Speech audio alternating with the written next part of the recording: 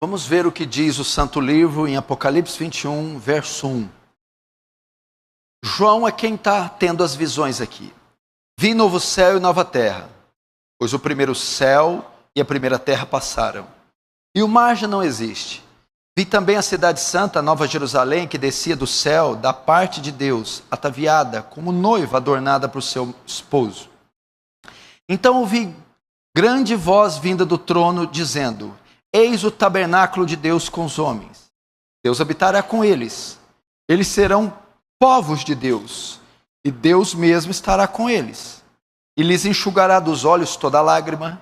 A morte já não existirá. Não haverá luto, nem pranto, nem dor, porque as primeiras coisas passaram. E aquele que está sentado no trono diz: Eis que faço novas todas as coisas. E acrescentou: Escreve, porque essas palavras são fiéis e verdadeiras. Disse-me ainda: Tudo está feito. Eu sou o Alfa e o Ômega, o princípio e o fim. A quem tem sede, darei de graça da fonte da água da vida. O vencedor herdará todas essas coisas, e eu lhe serei Deus, e ele me será filho. Quanto, porém, aos covardes, aos incrédulos, aos abomináveis, aos assassinos, aos impuros, aos feiticeiros, aos idólatras, e a todos os mentirosos, a parte que lhes cabe será no lago que arde como fogo e enxofre, a saber, a segunda morte. Deixa aberto aí, fecha apenas os olhos, vamos orar mais uma vez.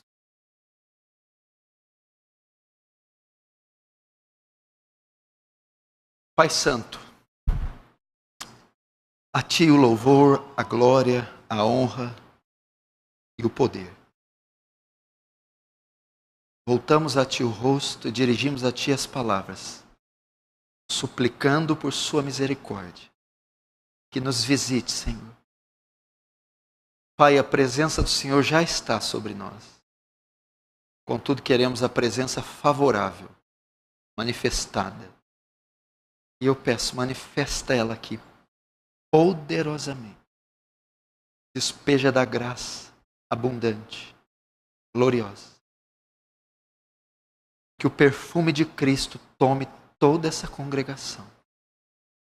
Que mentes e corações que estão cansados, distraídos, irreverentes, se tornem para Ti em total reverência, temor e tremor. Fala, Senhor, poderosamente essa noite. Faz Teu reino avançado.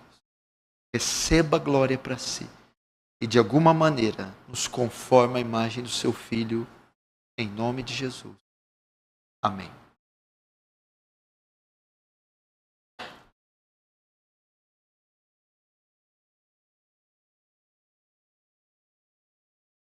Presta atenção aqui no que nós vamos falar. Eu falei recentemente a vocês sobre o inferno, a doutrina do inferno. O que é o inferno? Essa noite eu quero falar o lado oposto da moeda. Quero falar um pouco sobre o céu. Algumas coisas que você precisa aprender sobre o céu. Que lugar é esse que os redimidos irão habitar?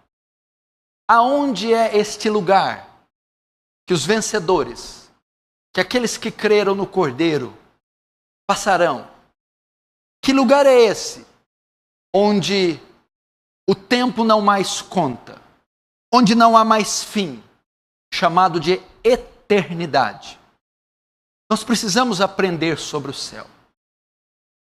E um dos motivos é porque a nossa geração, ela se tornou tão terrena, ao ponto de se esquecer da doutrina do céu.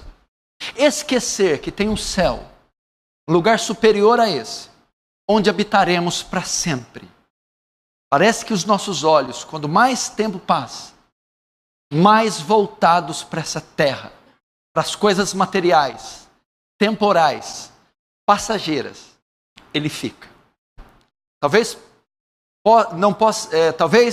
não é diferente com você. Você está aqui, mas ansioso para que o culto termine, para resolver as suas pendências materiais, temporais, passageiras. Que a Bíblia diz que a traça corrói, come, a ferrugem corrói e o ladrão rouba e escava. Mas eu quero pedir para você ter um pouquinho de paciência hoje, não olhar no relógio e pelo menos essa hora que vai se seguir, meditar comigo na eternidade, meditar comigo no céu. Depois até você pode voltar para as temporalidades fúteis da sua vida. O céu deveria marcar nós, porque Paulo, escrevendo aos Colossenses, diz: já que estáis mortos com Cristo e com Ele ressuscitastes, buscai as coisas de cima onde Cristo está, e não as da terra. Pensai nas coisas do alto. Paulo recomenda aos Colossenses a pensar no céu, a ter a cabeça na eternidade, a aspirar pela vida eterna, a pensar no glorioso dia do encontro com Deus. Ainda que o corpo e os pés estejam na terra, ainda que trabalhemos e vivemos numa sociedade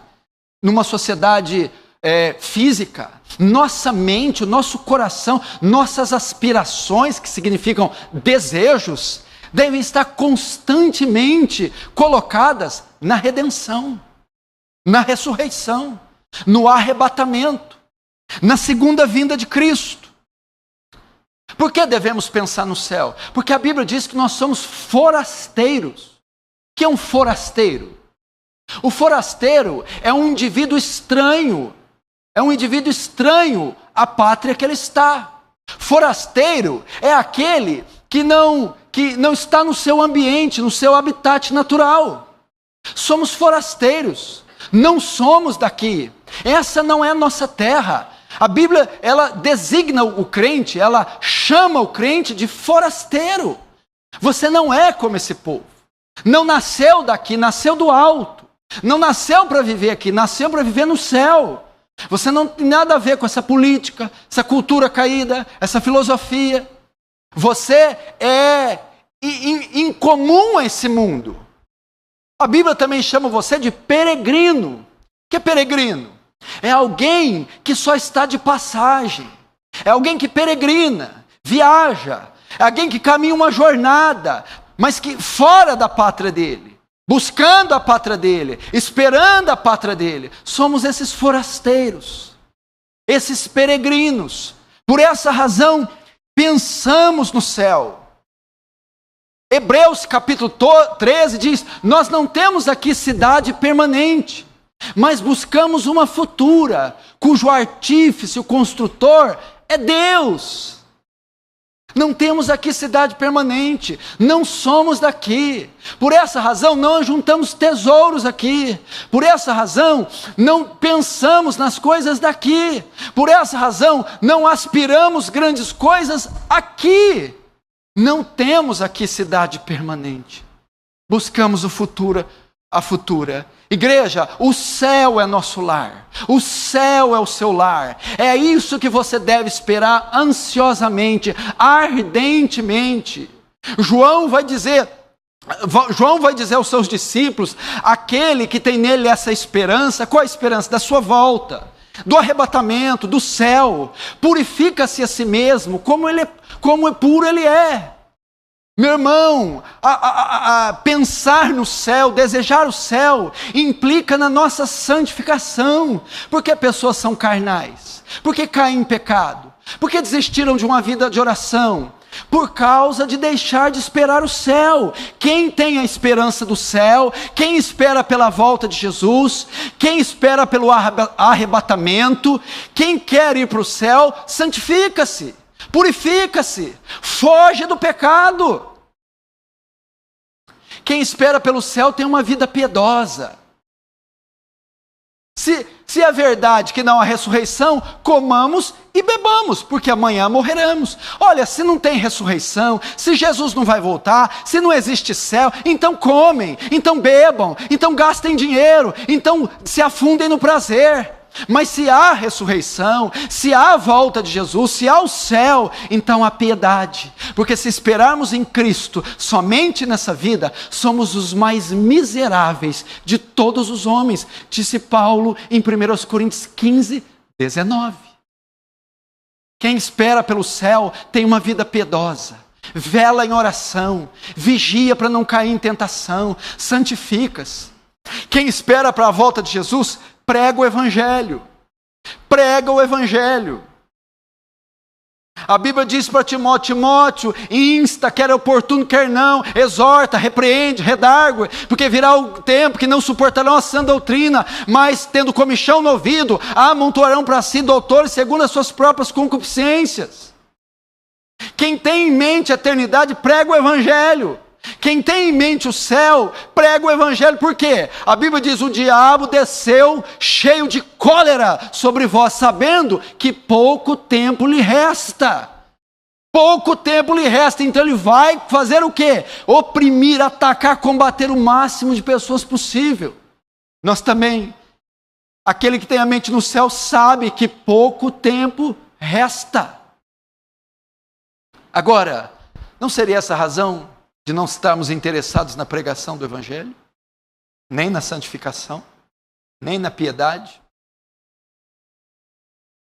Não seria essa a razão de nós estamos preocupados com o evangelismo? Ter uma vida focada na terra. Humanos, por demais. Esperando demais aqui, sonhos, realizações. A maioria não tem nem idade mais para sonho, meu filho. O que está te esperando é a cova, meu filho. Acorda. Por que você está tão envolvido com isso? Agora aquele que aspira pelo céu. Ah, meu irmão. Ele diz como Jonathan Edwards: ó Deus, grave eternidade nos meus olhos. Grave eternidade nos meus olhos. E eu quero hoje, com essa palavra, resgatar a igreja de Cristo, o desejo glorioso de ir para o céu, esperar o céu, a eternidade, não esperar aumento de salário, reforma fiscal, política ou agrário, econômica, não esperar dias melhores nessa terra, não esperar financiamentos e presentes e despojos humanos, mas esperar a bendita aparição do Senhor nos ares, onde Ele redimirá um povo para si zeloso de boas obras, e com Ele estará para sempre nos céus. Ah, um povo que diz: Maranata, ora vem Senhor Jesus, vem buscar a igreja. Oh meu irmão, vamos voltar a ter prazer pelo céu, prazer pelo arrebatamento, prazer pela eternidade, prazer pela vida eterna, e deixar um pouco os brinquedos de lado, as concupiscências. E é interessante, irmãos, que a Bíblia vai dizer, Jesus, que próximo à volta dele, as pessoas não estariam esperando por ele. A Bíblia diz que a volta do filho do e há de ser que na volta do Filho do Homem será como nos dias de Noé. Próximo à volta de Jesus, as pessoas estão assim, iriam estar assim, como alguns de vocês. Comiam, bebiam, compravam, vendiam, casavam-se e davam-se em casamento. O que Jesus diz? Próximo à volta dele, as pessoas seriam tomadas de indiferença. Elas seriam materialistas. Elas seriam egoístas. Quando fala comida e bebida, seriam entregues às glutonarias. Jejum ia ser uma palavra praticamente extinta. Pessoas iriam endeusar a comida, os deleites, os manjares, iriam se empanturrar das iguarias. Comprava e vendia. As pessoas interessadas em lucros, em comércios, em benefícios, nos seus títulos, nos seus diplomas. Casavam-se e davam-se casamento. As pessoas estariam envolvidas em paixões, em lascívias, em cobiças, em casamentos, divórcios, segundo casamentos. Seria esse o retrato da volta de Jesus. Mas eu estou aqui como um profeta para dizer a você: Jesus Cristo vem, Jesus Cristo voltará, e Ele buscará o seu povo, e o seu povo não é daqui, o seu povo não nasceu daqui, o seu povo não ficará aqui, a morada do seu povo é no céu, e é para lá que nós iremos.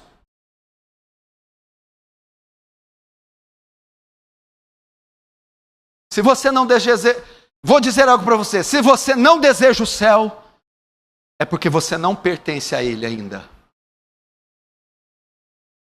Se você não deseja o céu, é porque você é da terra. E nela você vai ficar. Aquele que deseja do céu, aquele que deseja o céu, do céu é, e para o céu irá.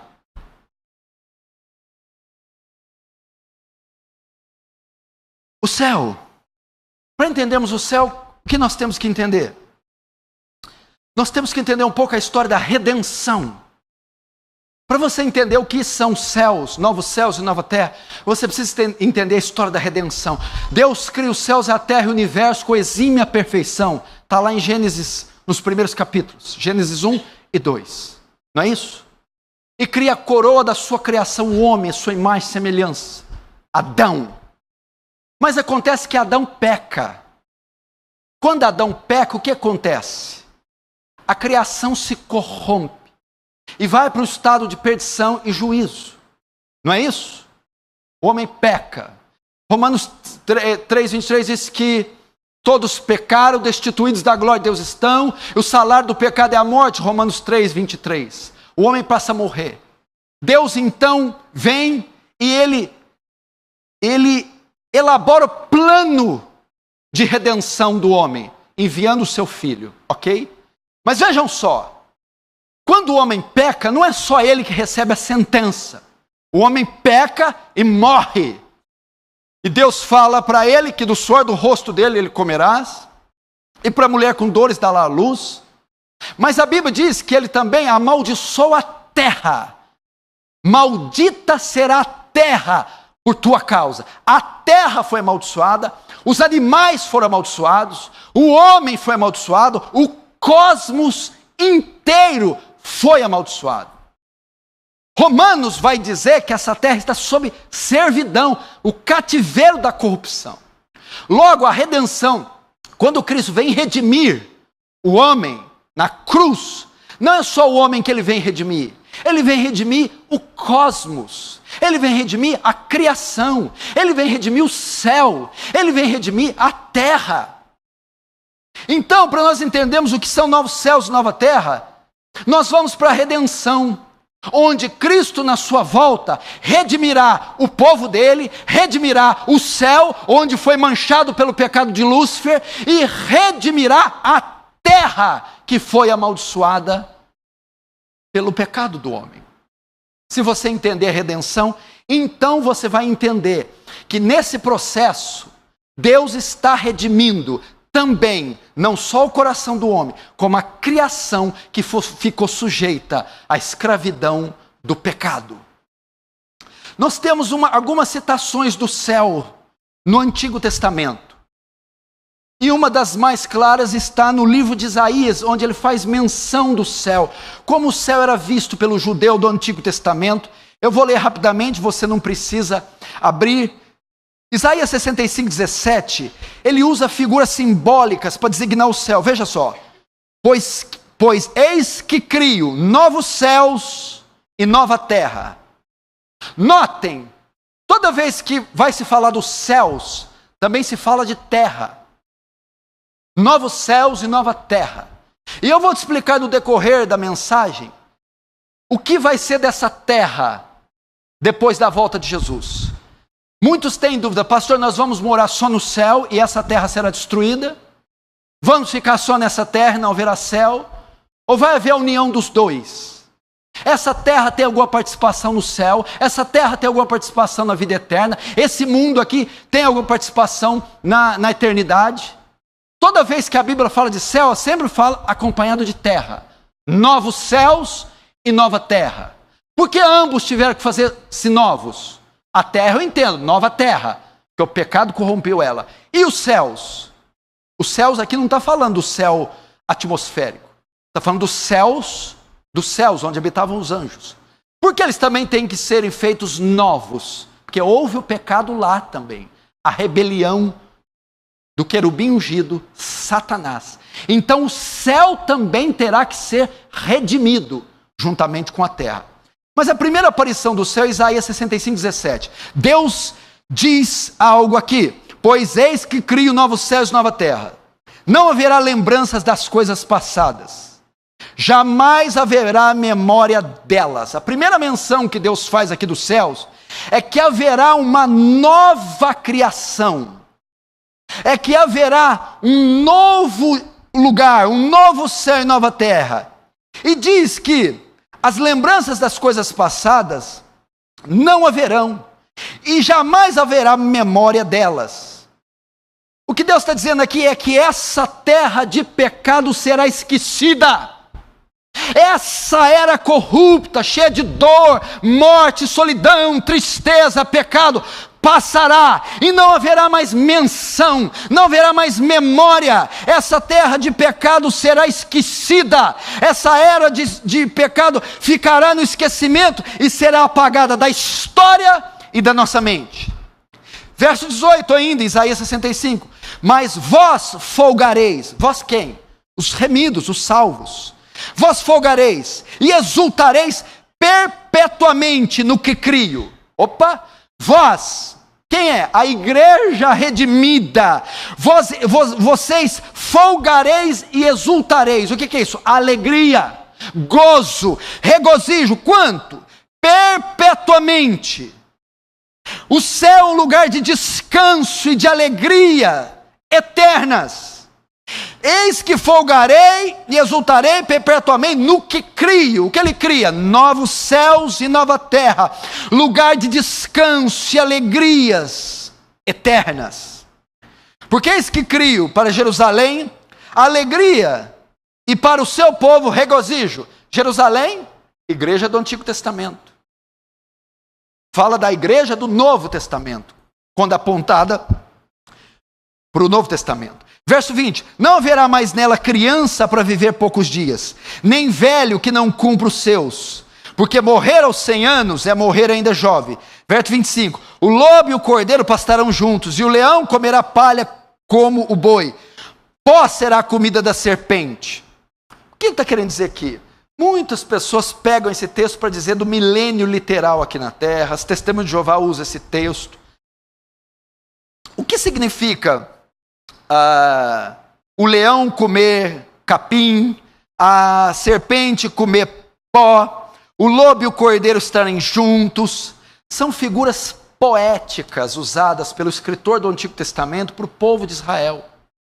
Para designar o quê? Um lugar onde não há contenda, não há ferocidade, não haverá voracidade, ataque, violência, morte, sofrimento, dor. Aqui fala de harmonia, aqui fala de beleza, fala de um jardim, fala de comunhão, fala de união. Essa é a ideia. A exegese do 25 é a continuidade, ó.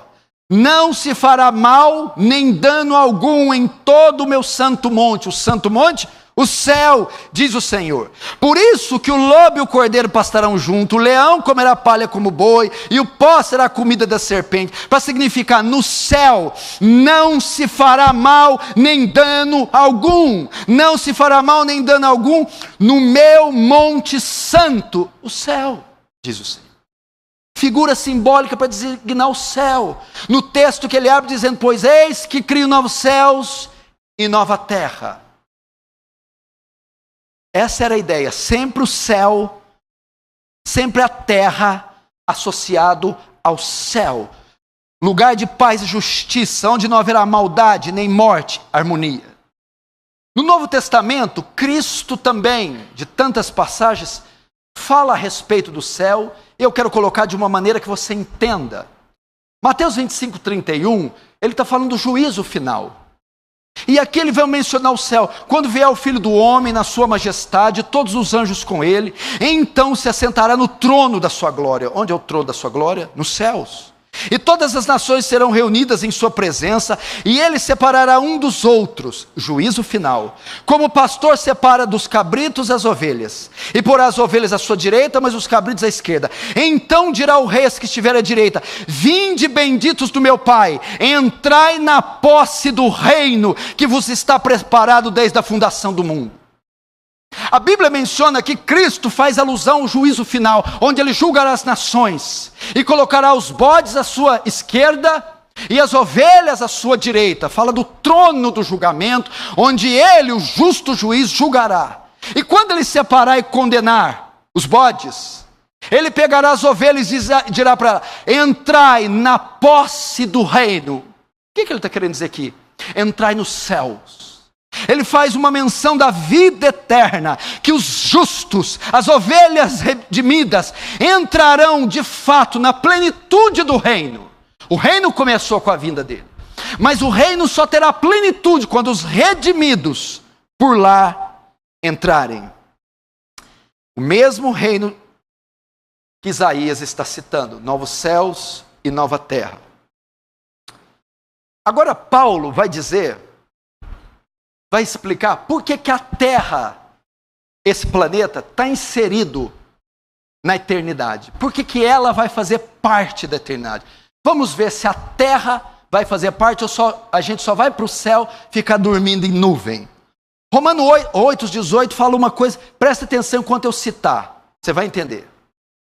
Porque para mim tenho por certo que os sofrimentos do tempo presente não podem ser comparados com a glória que em nós há de ser revelada. Então não reclama do sofrimento presente, não. Está sofrendo? Está sofrendo muito? Muito. Paulo está falando, esse sofrimento não se compara com o gozo e com a alegria que você vai receber nos céus. Verso 19. A ardente expectativa da criação aguarda a revelação dos filhos de Deus. Pois a criação está sujeita à vaidade, não voluntariamente, mas por causa daquele que a sujeitou.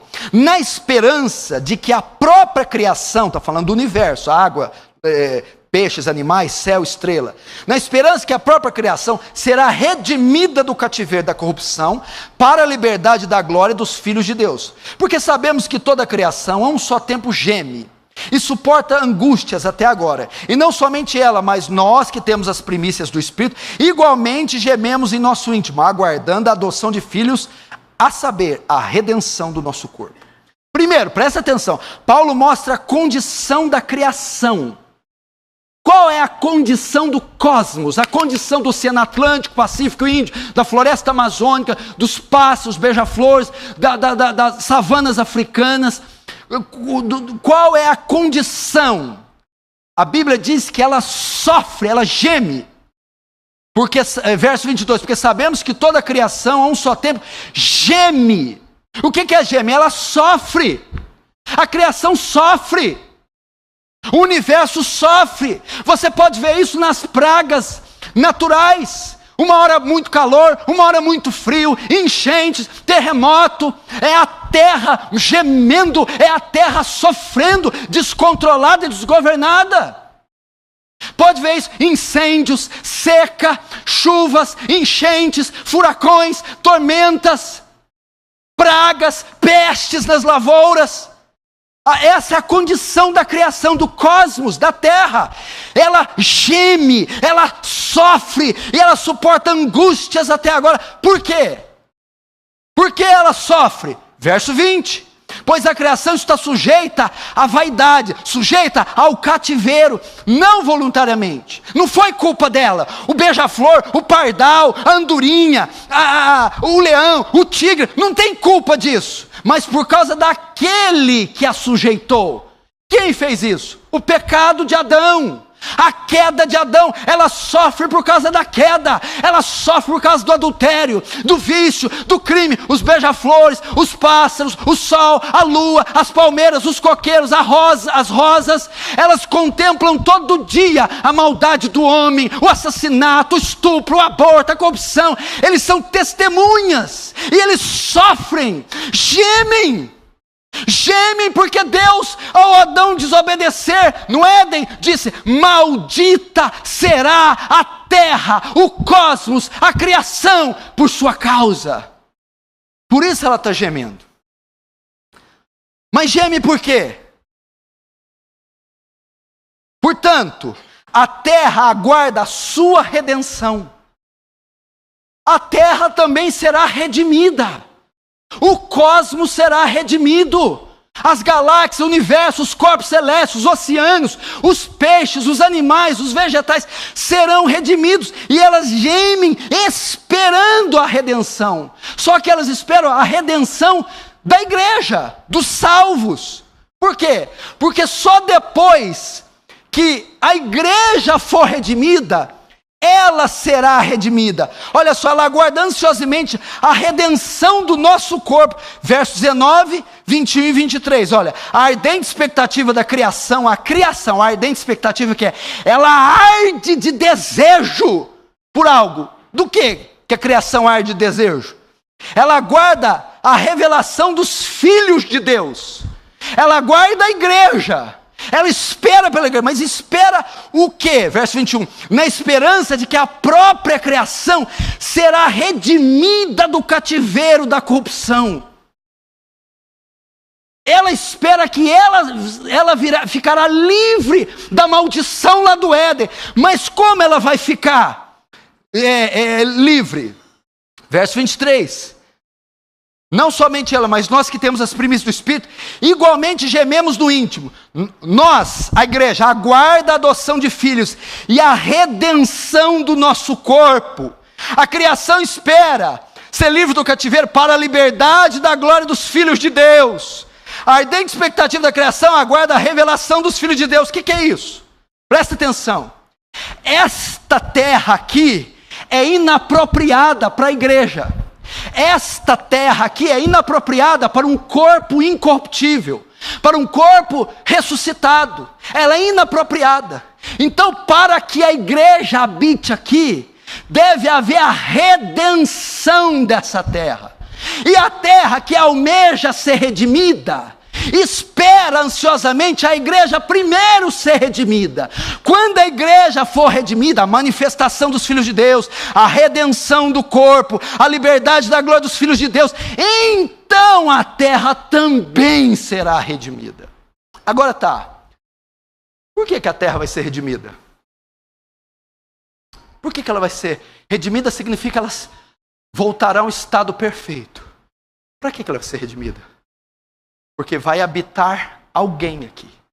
E quem vai habitar? Um povo redimido só habita num lugar redimido. Então, se a terra vai ser redimida, ela vai receber um povo redimido. Quem é o povo redimido? Eu e você. Isso mostra que a terra participará do céu. Esta terra participará da nossa redenção.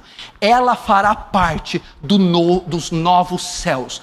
Por isso, ela será redimida, restaurada, renovada. E ela aguarda isso todo santo dia. E ela sofre e geme como uma mulher que está para dar luz, esperando nós sermos redimidos, para ela ficar livre do cativeiro e nós habitarmos nela.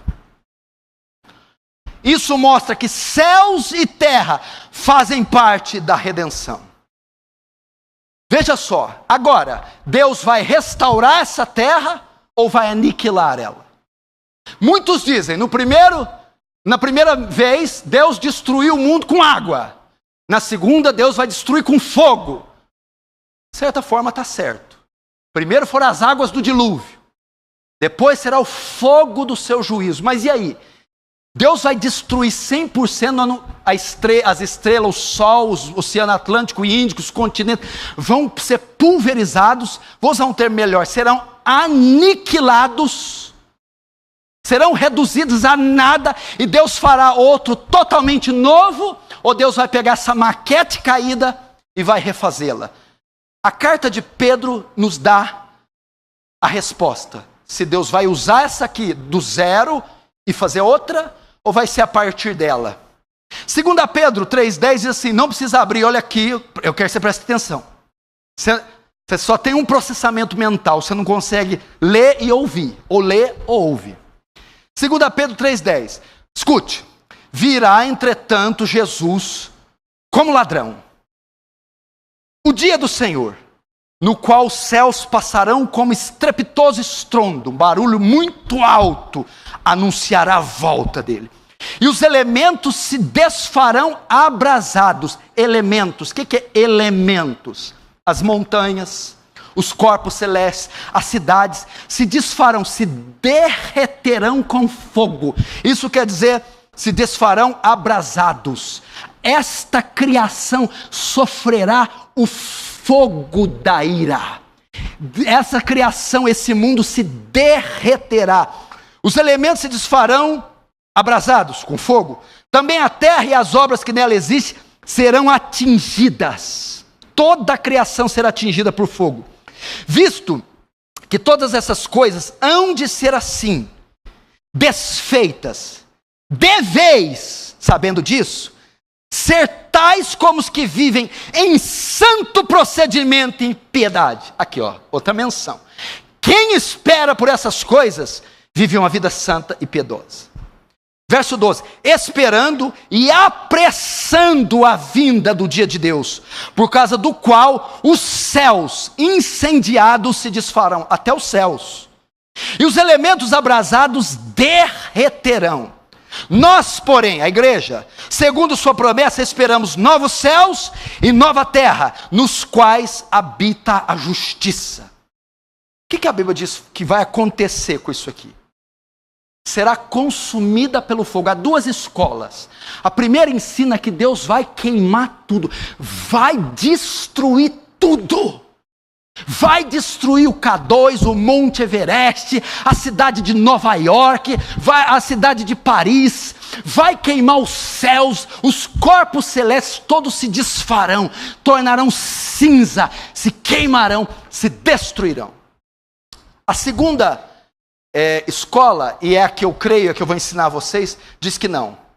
Deus não vai destruir tudo e deixar sem nada, não vai aniquilar. Do termo nihil, nada. Anihilar, reduzir a nada. Essa é a primeira escola. E depois cria tudo novo, novo céu e nova terra. Não. O que Deus vai fazer é o quê? O fogo é usado para quê? De fato, esse mundo vai torrar. Vai ser despejada a ira e sai da frente. Mas o fogo, muitas vezes, ele é usado para quê no ouro? Para quê na prata? Para quê no metal? Purificação. Deus vai expurgar o pecado, a maldade, vai purificar, vai deixar só o esqueleto desse mundo. E depois dele purificar, ele recria a partir do purificado. Vou te dar a ideia, esse é o argumento. Quando ele mandou o dilúvio destruiu a terra? O que o dilúvio fez? Deus purificou o pecado com água. Ele purificou, ele varreu a iniquidade, toda a raça humana, tudo foi extinto e Deus recriou a partir do dilúvio. Agora, o elemento de purificação não vai ser mais a água, vai ser o fogo, onde ele vai purificar, queimar, destruir toda a semente do pecado, da iniquidade. Então, ele fará a partir daí. Isso aponta para quê? Novamente, a participação da terra. Se ele vai redimir, segundo Paulo, se Isaías diz novo céu e nova terra, cita terra. E se aqui em 1 Pedro diz que estes elementos serão queimados, purificação, significa que a terra está nos planos de Deus com o céu. Agora, vamos ver isso com mais clareza em Apocalipse 21. Abram lá. Apocalipse 21. Nós vamos entender melhor como será o céu. Como isso se dá na sua plenitude. Vamos ver o texto que eu acabei de abrir. Apocalipse 21. Olha aqui para mim. Se você notar, o 21 dá início ao novo céus e nova terra, a nova Jerusalém. Um capítulo anterior, os versículos anteriores, acontece o juízo final, o julgamento final. Aqui no capítulo 21, todos os pecadores já estão condenados, todos os demônios, Satanás, a besta, o falso profeta, foram julgados e foram lançados no lago de fogo. Já ocorreu o julgamento de todos os pecadores, pecadores de todos os tempos, todos os demônios, Satanás e a besta. Foi toda lançada no lago de fogo. O antigo universo foi todo queimado, foi todo destruído, foi todo purificado com fogo. O universo, aqui no Apocalipse 21, foi livre do mal e dos causadores do mal. Aqui em Apocalipse 21, o universo, o cosmos, foi liberto do mal, o pecado, e de todos os causadores do mal. Eles estão todos julgados, todos condenados, todos lançados no inferno. O capítulo 21 agora dá início à nova criação. O novo cosmos, o novo tempo se inicia. Vamos ver o verso 1. Vi novo céu e nova terra, pois o primeiro céu e a primeira terra passaram, e o mar já não existe. Vi, o que quer dizer vi? Quem está escrevendo a carta aqui é o apóstolo João. Aqui é o ano 90.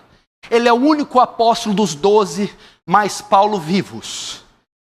E esta carta, que é o Apocalipse, ele escreve por visões que ele tem. Você imagina tudo isso aqui, João viu. Ele contemplou, ele viu e ele começou a escrever. No capítulo 21, Deus dá para ele uma visão do céu, da eternidade, como seria. Então ele começa: eu, João, vi novo céu e nova terra. O que é a ideia aqui? Novo céu e nova terra.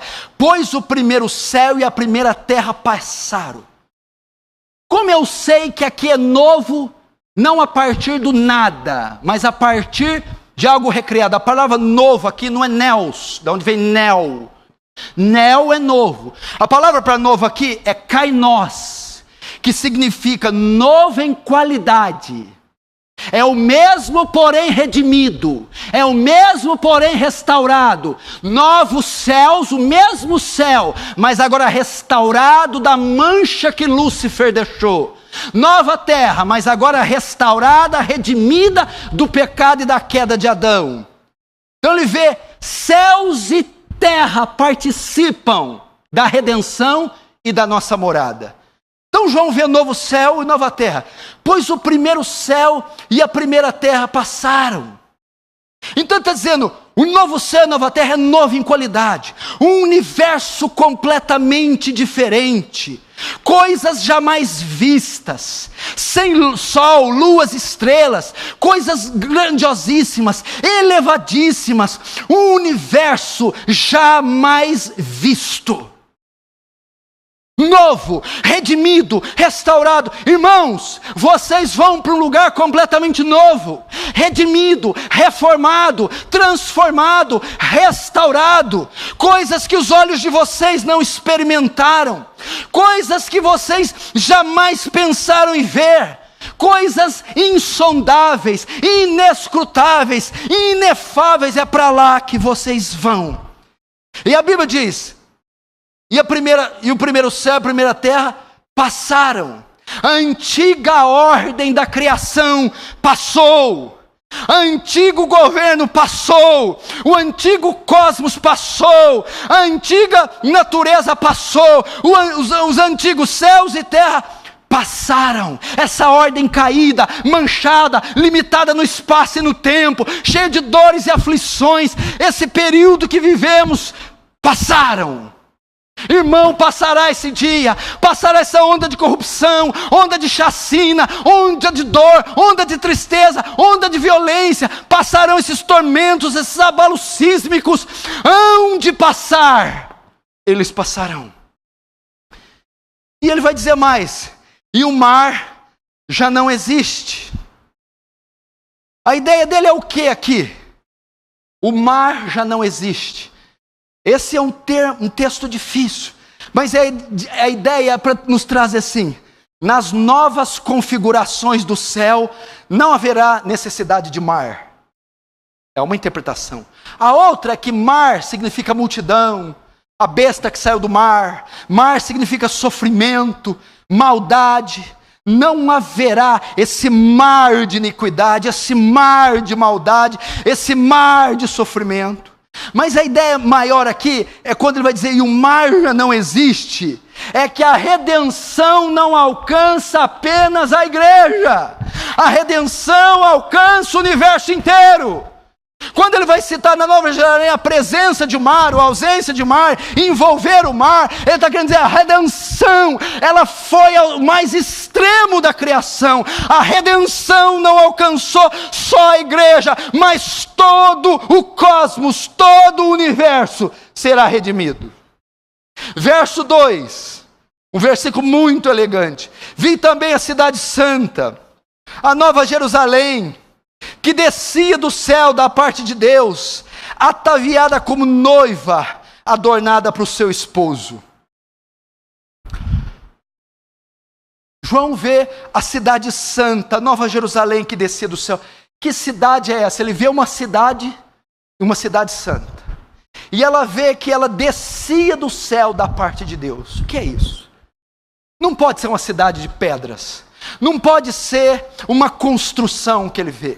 A Bíblia diz que faz muito tempo que Deus não faz uso de habitações. No ano 70, quando o imperador Tito, o imperador Vespasiano, destrói com seu filho Tito o templo, ali se desfaz a ordem levítica, e Deus nunca mais habita em tabernáculos, em tendas, nem nada. Ele habita nos homens, ele habita com os homens. João está vendo aqui a igreja, é a Jerusalém, e Deus descendo com ela, e ela desce ataviada como noiva, adornada para o seu esposo. Qual que é a ideia aqui? Agora que a terra está redimida, porque a terra como está é inapropriada para corpos glorificados, é inapropriada para redimidos, é inapropriada para santos. Agora que a terra foi redimida do cativeiro, agora que a terra está restaurada, a igreja então desce para se unir céu e terra.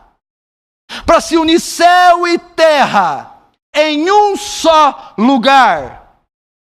Deus aqui torna os dois em um só lugar. Terra e céu se unem. A igreja redimida desce para unir para sempre com Cristo em um só lugar. E a união de céus e terra. Por que usa o termo aqui? Descia da parte de Deus, ataviado como noiva adornado para o seu esposo.